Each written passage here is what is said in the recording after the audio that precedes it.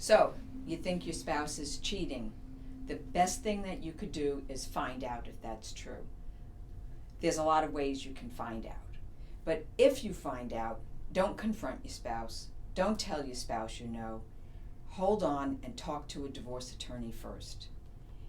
There are a lot of reasons that people cheat, or there are a lot of reasons actually that you may think your spouse is cheating.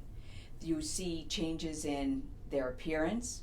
They might get dressed up more often, might take a lot more pride in their appearance. They might be interested in going to the gym, doing things that they didn't do. All of a sudden there's a change in that. Or there's a change in attitude where there's a lot more arguing.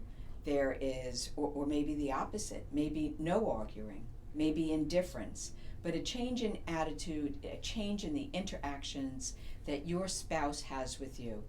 A change in sex life. It could be more sex, it could be less sex, but a change, a fundamental change, is very often an indication that your spouse is having an affair. Another thing, they could fight with you more frequently, or look for an excuse to leave the house, maybe as the result of an argument, maybe to go shopping, maybe all of a sudden they're joining a gym, but a way to be out of the house more often. A change in work schedule. Another type of argument is they might vilify you. It's all your fault. But you look for changes. Your life has been like this, and now it's like that. There's something at the bottom of that. It's so easy to cheat today. There's so many opportunities, whether it's with different kinds of online dating, different ways to WhatsApp, meet people, and so forth. It's easy, and it's worth knowing. If you're thinking about it, there's a good chance that it's happening. There's a lot of technology. As much as technology may enable your spouse to cheat, technology can also let you find out your spouse. One of the first things I would recommend to you is you get an app where you can spy on your spouse's, your partner's cell phone. These apps work. They're very affordable. Like, for instance, a $12, $13 monthly subscription lets you spy on the cell phone. That's one of the first ones. The second one would be, let me see,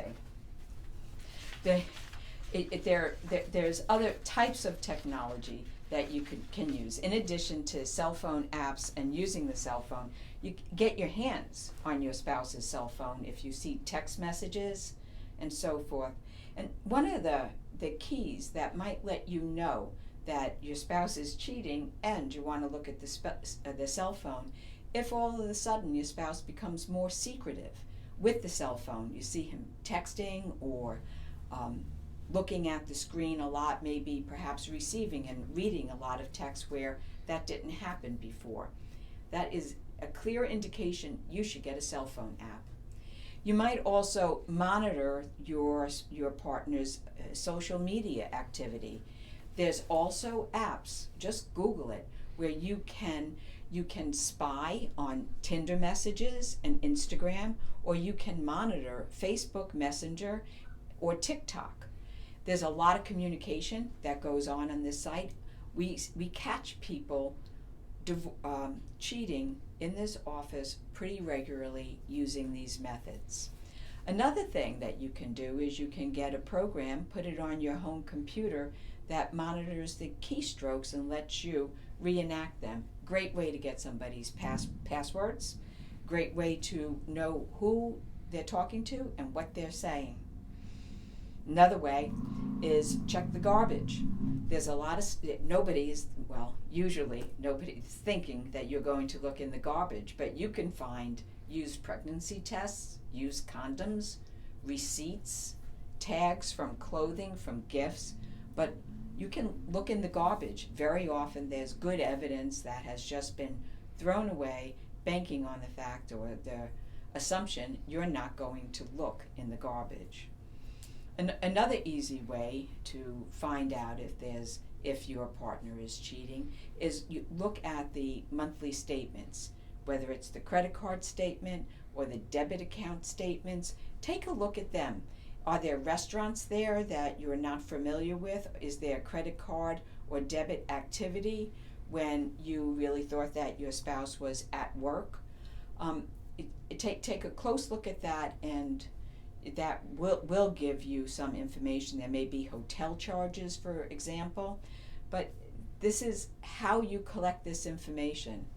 Another great way that's easy is you put a GPS device right on the rear wheel hub of your partner's car, and you will know where your partner's going and how long they stay there.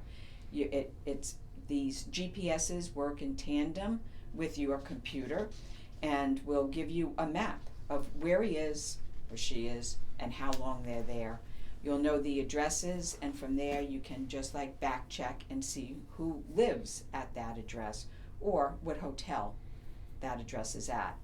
So a GPS on the car, and it is legal, at least here in the state of Maryland, it is legal. One of the things I wouldn't tell you to do is put a voice-activated recording device under the seat of your spouse's car. I would not tell you to do that because it's not legal. However, it could get good information. You can also use a spy camera, and there's plenty of these, whether you look on Amazon or on eBay, and they're usually a device. Some of them you put in the window or in a lamp, under a lamp, or it might look like a basket of flowers and it's actually a spy camera. But you can use a spy camera and they can be set up so it's activated by motion. You might want to think about putting one of those in your bedroom if you're concerned about your partner cheating. You can also look for signs. If your partner is in an affair or having an affair with a single person and that's going on, very often there's an exchange of gifts. Often gifts are jewelry. Sometimes maybe there's like cards or something like that. These things are very, very easily hidden, and they're very often found in a closet, in an old coat, in an old pair of jeans or something that your spouse is not wearing anymore. Look there and perhaps you'll find evidence there. Another thing you can do is you could take your spouse's name and do a friends search on Facebook.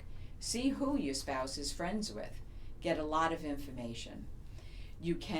There are websites like Cheater and so forth where you log into the website, you put your spouse's name, and other people go into these websites and actually put the names of people who were cheating.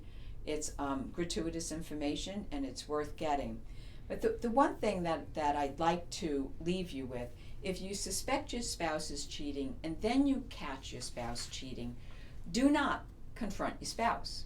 Don't do it. Don't say to your spouse, I think you're cheating.